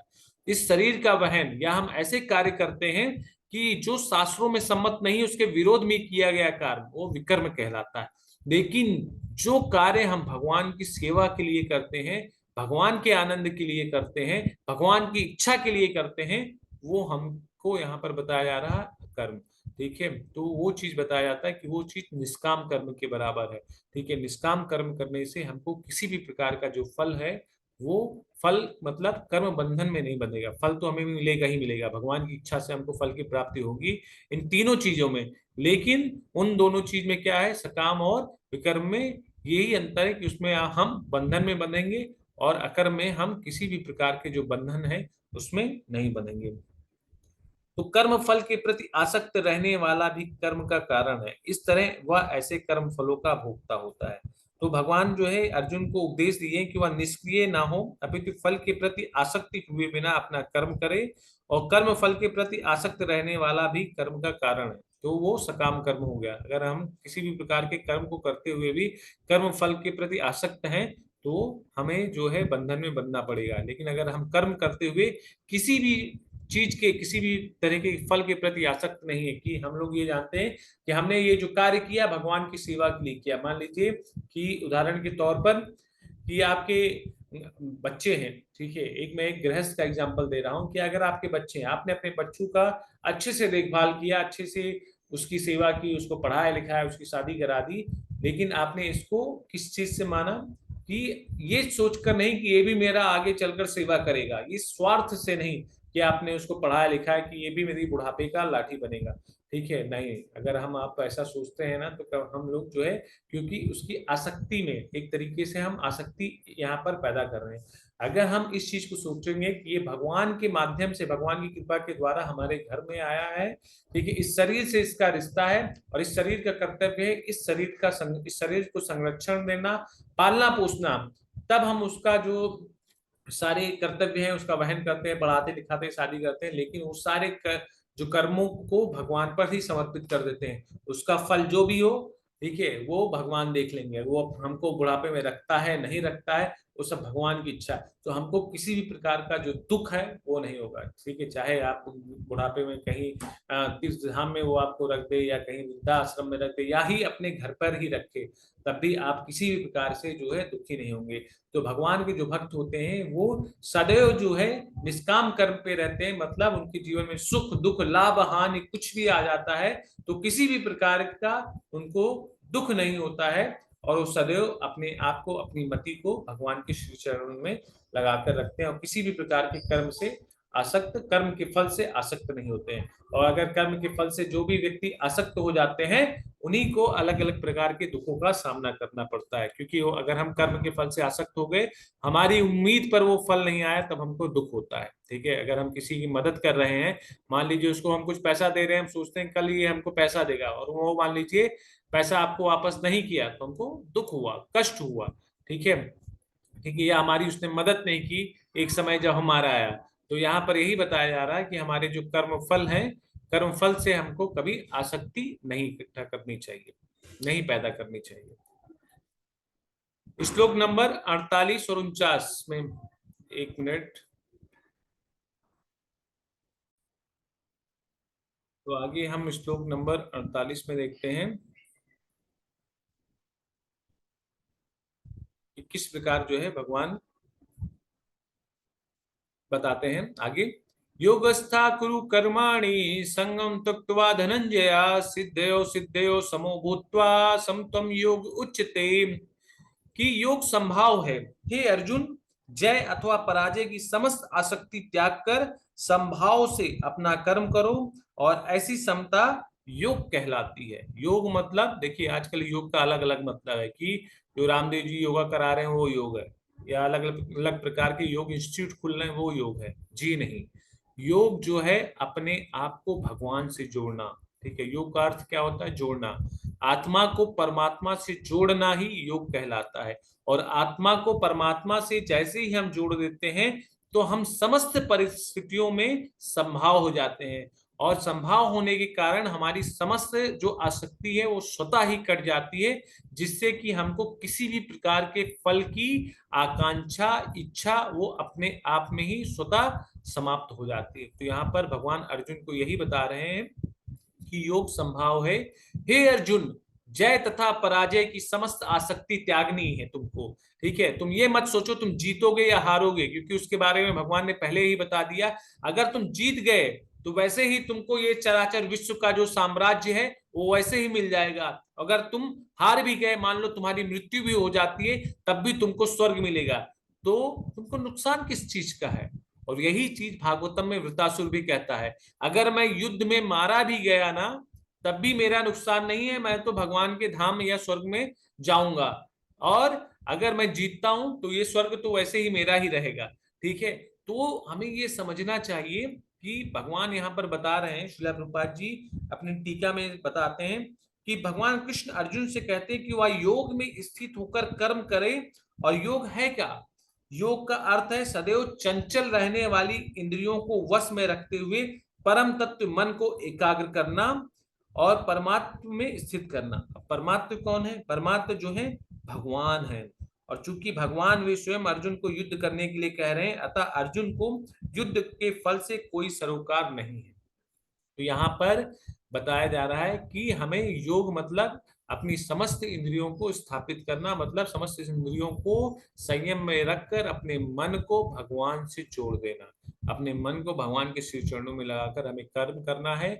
और इसी प्रकार से हमें अपने जीवन में भी सारे कार्यों को करना है। हम कोई भी कार्य करें, अपने मन को देखिए, हमें कार्य कैसा करना है, शास्त्र के द्वारा जो बताए गए हैं उस सम्मत को फॉलो करते हुए, उसका विचार करते हुए हमें शरीर से इस कर्म को करना है। लेकिन उस कर्म को भी भगवान के श्री चरण में लगाकर उस कर्तव्य का वहन करना है, जिसके माध्यम से हम एक संभाव की स्थिर पर आ जाएंगे। हमको उससे मिलने वाले फल पर किसी भी प्रकार की आसक्ति नहीं रहेगी। हमको अच्छा मिलता है तब भी हम भगवान की कृपा, हमको हानि होती है वो भी भगवान की कृपा। ठीक है, और जब भी हम ऐसी ये स्थिति हमारे हृदय में उत्पन्न हो जाएगी, हर एक परिस्थिति में हम संभाव रहेंगे, तभी हम एक योगी बनेंगे। असली योगी मतलब हर एक परिस्थिति में जो संभाव रहता है और हर एक चीज को भगवान की कृपा मानता है और हर एक चीज में भगवान को देखता है, ऐसे लोग असली योगी कहलाते हैं। तो नीचे दिया गया है, तात्पर्य के अनुसार सदैव चंचल रहने वाली इंद्रियों को वश में रखते हुए परम तत्व को में मन को एकाग्र करना ही योग कहलाता है। तो यहाँ पर है, कुछ उदाहरण दिए जाते हैं। आइए हनुमान जी से हम लोग सीखते हैं कि अपने प्राण तुल्य प्रभु के साथ उनका व्यवहार किस प्रकार था। कि भगवान हनुमान जी थे दासत्व भाव में सबसे बड़े वैष्णव हैं, सबसे बड़े भक्त हैं। किस प्रकार जो है वो केवल केवल सारे कर्मों को, उन्होंने लंका को जला दिया लेकिन उन्होंने कभी ये नहीं बोला कि लंका मैंने जलाई है।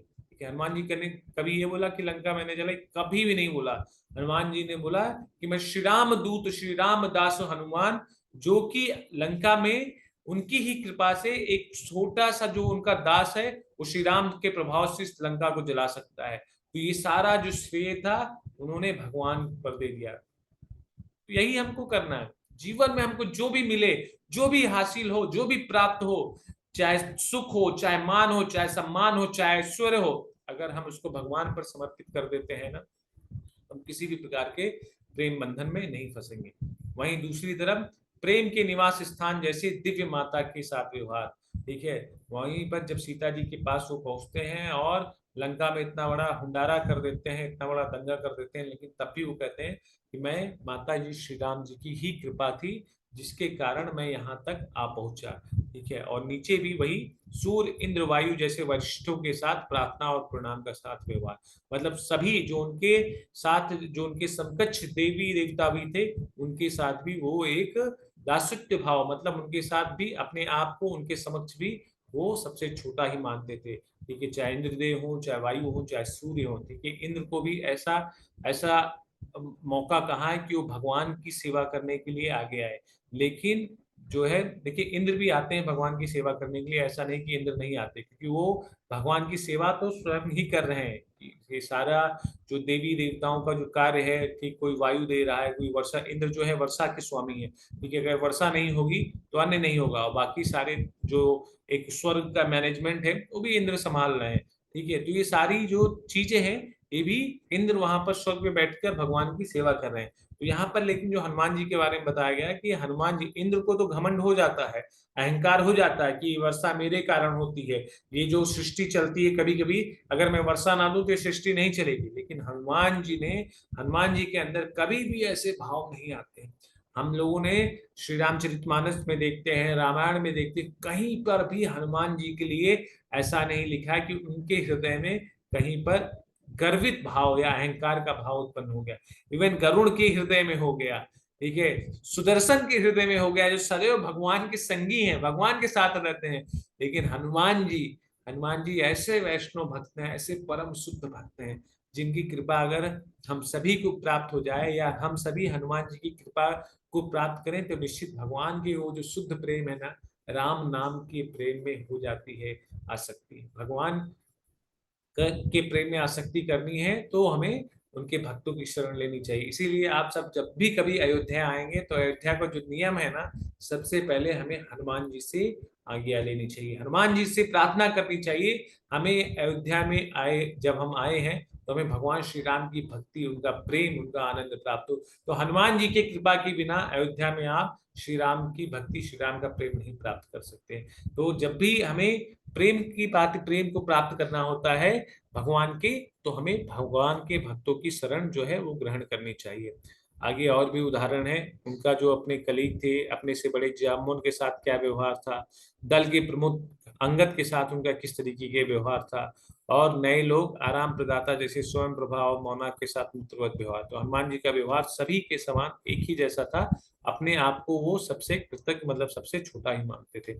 तो विद्या ददाति विनयम, जिसके हृदय में विद्या, जिसके हृदय में भक्ति, जिसके हृदय में ज्ञान जागृत हो जाता है, उसके हृदय में विनय आ जाता है। विनय मतलब हम्बल, दया, वो अपने आप को सबसे तुच्छ समझने लगता है। और श्लोक नंबर 4950 में हम देखेंगे, भगवान बता रहे हैं दुरेण हावरम कर्म बुद्धि योग्या धनंजया बुद्धि शरणम अन्विच्छ कृपणा फल हेतुवे। सभी घृणित कार्यों को त्यागने के लिए भगवान आप यहाँ पर बता रहे हैं, हे धनंजय, भक्ति के द्वारा समस्त घृणित कर्मों से दूर रहो और उसी भाव से भगवान की शरण करो। जो व्यक्ति अपने सकाम कर्म फलों को भोगने चाहते हैं वो कृपण है।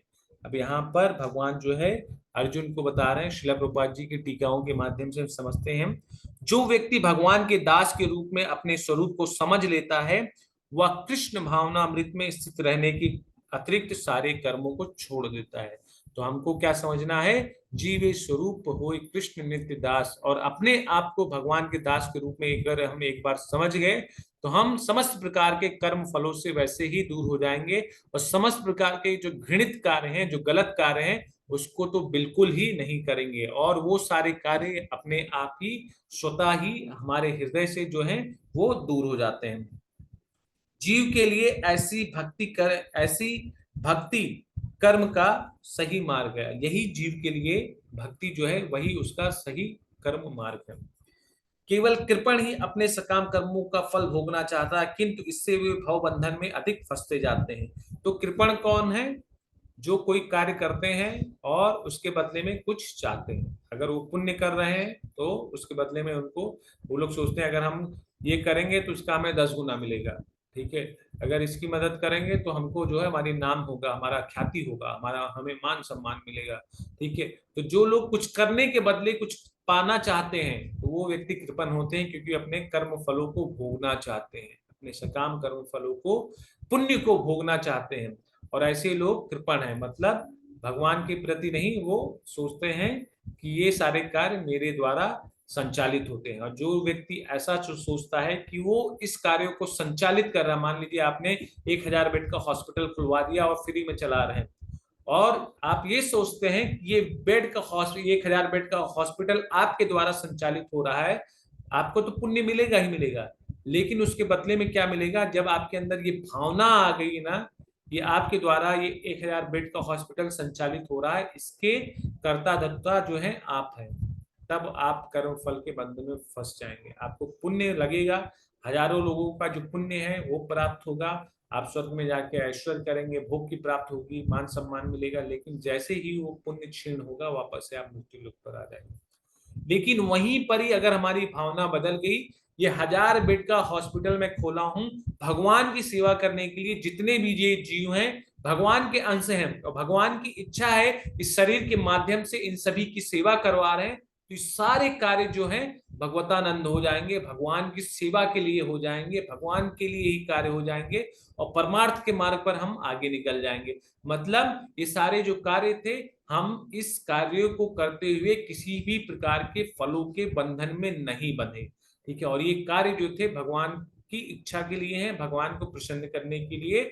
जो और भी जीवात्मा है जो उतने कैपेबल नहीं है अपना इलाज कर सके, या गरीब लोग हैं जिनके पास पैसा नहीं है, तो भगवान ने मुझे इतना इतना पैसा दिया है, या इतना हम लोगों को समृद्ध बनाया है, या भगवान मेरे माध्यम से इस सेवा को करवाना चाहते हैं जिससे कि भगवान की सेवा मैं कर सकूं।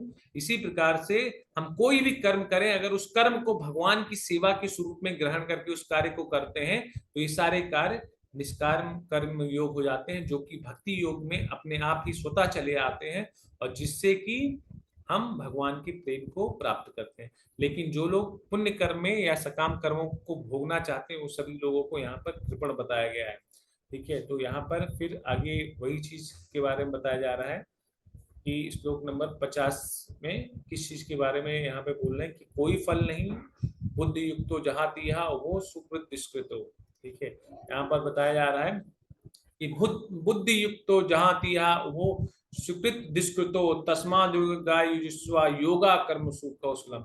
भक्ति में संलग्न मनुष्य इस जीवन में ही अच्छे तथा बुरे कार्यों से अपने को मुक्त कर लेता है, अतः योग के लिए प्रयत्न करो, क्योंकि सारा कार्य कौशल यही है। तो जिस प्रकार से वेदों का उद्देश्य था भगवान कृष्ण को जानना, वेदों का उद्देश्य है कि अपनी आत्मा का साक्षात्कार करना, कि आत्मा का साक्षात्कार कैसे होगा, जब हम ये जानेंगे जीवात्मा, आत्मा का जो कार्य है भगवान की सेवा के लिए, आत्मा को जो संबंध है कृष्ण से है, इस चीज को अगर जान गए, आत्मा के स्वरूप को पहचान गए, तभी हमारा वेदों को समझने का, वेदों को जानने का उद्देश्य पूरा होता है। इसी प्रकार से अगर हमने अपने आप को भक्ति में लगा दिया, ठीक है, वेदों का उद्देश्य भगवान कृष्ण को जानना है, लेकिन भगवान कृष्ण को जानेंगे कैसे, भक्ति मार्ग में चलने से, ठीक है। तो भक्ति में लगने से मनुष्य जीवन के अच्छे तथा बुरे कार्य, मतलब उसके पाप तथा पुण्य दोनों ही नष्ट हो जाते हैं, और वो अपने आप को भगवतानंद चिदानंद स्वरूप में अपने आप को लगा लेता है। और यही चीज, ये प्रक्रिया क्या कहलाती है, योग की प्रक्रिया कहलाती है। अपने मन को, अपने तन को, इस तन को रहते हुए अपने मन को, अपनी इंद्रियों को, समस्त चीजों को अपने हृदय के माध्यम से अब भगवान पर स्थापित कर देना, यही एक योग की विधि है। और भगवान के ही ध्यान में, भगवान की स्मृति में जो भी इस कर्तव्य, इस दास का जो भी कर्तव्य है वो करते रहना, ये भगवान की भक्ति में सेवा है। तो यहाँ पर यही बताया जा रहा है कि हमें भगवान की भक्ति में सेवा किस प्रकार करनी है। श्रील प्रभुपाद जी भी यही बताते हैं कि जीवात्मा अनादिकाल से अपने अच्छे तथा बुरे कर्म के फलों को संचित करता रहा है, फलता हुआ निरंतर अपने स्वरूप से अनभिज्ञ बना रहा। इस अज्ञान को भगवत गीता के उपदेश से दूर किया जा सकता है। या हमें पूर्ण रूप में भगवान श्री कृष्ण की शरण में जाने तथा जन्म जन्मांतर कर्म फल की श्रृंखला का शिकार बनने से मुक्त होने का उपदेश देती है। अतः अर्जुन को कृष्ण भावनामृत में कार्य करने के लिए कहा गया, क्योंकि कर्म फल के शुद्ध होने की यही प्रक्रिया है। तो यहाँ पर श्रील प्रभुपाद जी ने भी यही बताया कि जो व्यक्ति है, इस श्लोक के माध्यम से हम लोग समझते हैं कि जो व्यक्ति है वो व्यक्ति के ऊपर ना कितने जन्मों का जो कर्म है वो संचित होकर रखा हुआ है। देखिए, हम सभी ने कितने जन्म लिए होंगे हमको याद नहीं है, हम सभी ने कितने पाप और पुण्य अर्जित करके वो संचित करके रखे हुए होंगे हमको पता ही नहीं है। लेकिन भक्ति ही एक ऐसा मार्ग है जो हमारे पाप को नष्ट कर देती है, हमारे पुण्य को भी नष्ट कर देती है। कब शास्त्रों में ये भी वर्णन आता है कि हम अपने पापों को तीर्थ स्थानों में पवित्र नदियों में स्नान करके नष्ट कर सकते हैं, लेकिन पुण्य को कहाँ नष्ट करेंगे, वापस से पुण्य हमारे ऊपर चढ़ जाएगा। ठीक है, तो पुण्य को केवल केवल एक ही विधि से नष्ट किया जाता है। देखिए, पाप और पुण्य दोनों रास्ते आपको मृत्यु तक तो लेके जाएंगे ही जाएंगे। देखिए, पाप करते हैं तो नरक में जाएंगे, फिर इसके बाद फिर से योनियां आपको प्राप्त होंगी अलग अलग तरीके के आपके कर्म फलों के अनुसार। पुण्य करते हैं स्वर्ग में जाएंगे, भोग करेंगे, और फिर वापस से आप मृत्यु लोक पर आकर फिर से आपको जो है शरीर मिलेगा। तो दोनों में तो मृत्यु का जो खतरा है वो नहीं टला। तो इसीलिए यहाँ पर निष्काम कर्म के बारे में बात किया जा रहा है। ठीक है, आज जो शिला प्रभुपाद जी है यही बोल रहे हैं, हमें जो कर्म करना चाहिए कृष्ण भावनामृत कर्म करना चाहिए। मतलब राम और कृष्ण को अपनी चेतना में उनकी प्रसन्नता के लिए, उनकी इच्छा के लिए किया गया कार्य, जो भी चीज हम कर रहे हैं, हम केवल भगवान की प्रसन्नता के लिए अगर कार्य को करेंगे तो निश्चित रूप से हम किसी भी प्रकार के कर्म बंधन में नहीं फंसेंगे। और सबसे बड़ी चीज है कि हमें भगवान के प्रेम से जो आनंद होता है, जो हमारे हृदय में वो दिव्य ज्ञान प्रकाशित होता है, उस आनंद के माध्यम से हम उसको प्राप्त कर लेंगे। और जो हमारा सनातन धर्म है, जो हमारा सनातन धर्म मतलब जो नित्य धर्म है, जो नित्य धर्म का मार्ग है, उस मार्ग पर चलते हुए स्वधर्म जो है वो अपने आप ही स्वतः ही कंप्लीट हो जाएगा। ठीक है, तो उसके लिए हमें अलग से प्रयास करने की जरूरत नहीं है। भगवान इस चीज के बारे में पुष्टि कर चुके हैं कि भगवान भी उन्हीं व्यक्तियों को बुद्धि देते हैं जो भगवान के लिए इच्छा करते हैं। ठीक है, भजान्ति प्रीति पूर्वकम ददाति बुद्धि योगम। ठीक है, तो हम सभी को बुद्धि मिलेगी भगवान के लिए किस प्रकार से प्राप्त करें, लेकिन हमें किसकी शरण ग्रहण करनी पड़ेगी, श्रीमद् भगवद गीता की शरण ग्रहण करनी पड़ेगी। और इसको हमें अपने आचार्यों से, गुरु से, और जो भगवान के वरिष्ठ मतलब भगवान के जो भक्त लोग हैं, जो वैष्णव लोग हैं, उनसे हमें समझने का प्रयास करना चाहिए, जिससे कि ये भगवान का ज्ञान हम सभी को समझ में आए और हम अपना ये मनुष्य जीवन जो है सार्थक कर सकें। ठीक है, तो आज का जो ये सेशन था हम लोग यहीं पर समाप्त करते हैं, और कल हम जानेंगे श्लोक नंबर 51 से कि भगवान जो आगे किस चीज के बारे में बता रहे हैं अर्जुन को। ठीक है, तो अभी भगवान यहाँ पर जो मनुष्य के जो दो धर्म हैं उनको बताया कि मनुष्य के इस शरीर में रहते रहते आत्मा भी रहती है। ठीक है, तो आत्मा का धर्म और इस शरीर का धर्म दोनों भगवान ने यहाँ पर हमको बताया। तो कल 2-3 श्लोक और हैं इस सनातन धर्म पर, मतलब इस आत्मा के धर्म के ऊपर। फिर इसके बाद हम जानेंगे आत्मा राम के बारे में, किस प्रकार हमारी आत्मा जो है तुष्ट होती है। ठीक है, और आप लोग से प्रार्थना है कि आप सभी लोग जो लोग इस सेशन को देख रहे हैं, आप सभी लोग इस वीडियो को ज्यादा से ज्यादा शेयर करें, अपने जानकार के, अपने दोस्तों रिश्तेदारों तक पहुंचाएं, जिससे ज्यादा से ज्यादा लोग भगवत ज्ञान में को समझ सके, जान सके, इसके जो भगवत गीता की शरण है वो ग्रहण कर सके। और सबसे जरूरी चीज है कि हम सभी लोगों का ये उद्देश्य है कि आप सभी लोग भगवान के जो शुद्ध नाम है उसका जप कर सकें। जैसा कि श्रील प्रभुपाद जी ने बताया कि भगवान का शुद्ध नाम जप करने से चांडाल योनि में भी उत्पन्न व्यक्ति जो है आत्म साक्षात्कार की परम दिव्य अवस्था में पहुंच जाता है। तो हम सभी को, जैसा कि इस्कॉन अयोध्या द्वारा संचालित सुबह 5 से 6 ये मॉर्निंग का नाम जप का सेशन होता है, सत्र होता है, उसमें आप सभी लोग जुड़िए। भगवान के नाम का हम लोग सभी लोग मिलकर जप करेंगे, और 6 से 7 हम भगवान की लीलाएं, भगवान की कथाएं, श्रीमद् भागवत की कथाएं जो है वो सुनकर, वो श्रवण कर कर भगवान की सेवा करेंगे, जिससे कि हमारा जो जीवन है वो धीरे धीरे अपने आप ही सार्थक हो जाएगा। तो प्रतिदिन आप अपना जो सुबह का 2 घंटे का समय 5 से 7 वो जो है भगवान के लिए दीजिए, और बाकी जो है आप जो है अपना जो 5 से 7 का समय है इसमें आप जो है नित्य धर्म कीजिए, जैसा कि हमें भगवान बता रहे हैं। तो सबसे पहले हमको नित्य धर्म करना है, आत्मा का जो धर्म है सनातन धर्म उसको करना है। फिर इसके बाद 7 बजे के बाद तो आपके पास पूरा दिन पड़ा है स्वधर्म करने के लिए। फिर इसके बाद आप जो है स्वधर्म करते रहिए, लेकिन एक बार सुबह सुबह ही भगवान का स्मरण हो गया तो ये आपका नित्य धर्म वो 2 घंटे नहीं, वो 24 घंटे रहेगा, क्योंकि आपके हृदय में भगवान का स्मरण हमेशा रहेगा। ठीक है, तो आशा करते हैं कि आपको ये वाला जो सेशन है वो समझ में आया होगा। ठीक है, आप लोग इसको लाइक कीजिए, सब्सक्राइब कीजिए, ज्यादा से ज्यादा लोगों को शेयर कीजिए, जिससे भी और भी ज्यादा से ज्यादा लोगों को ये ज्ञान जो है उसके हृदय में प्रकाशित हो और वो भी भगवत शरण जो है ग्रहण करें। ठीक है, तो आज के सेशन को हम लोग यहीं पर समाप्त करते हैं।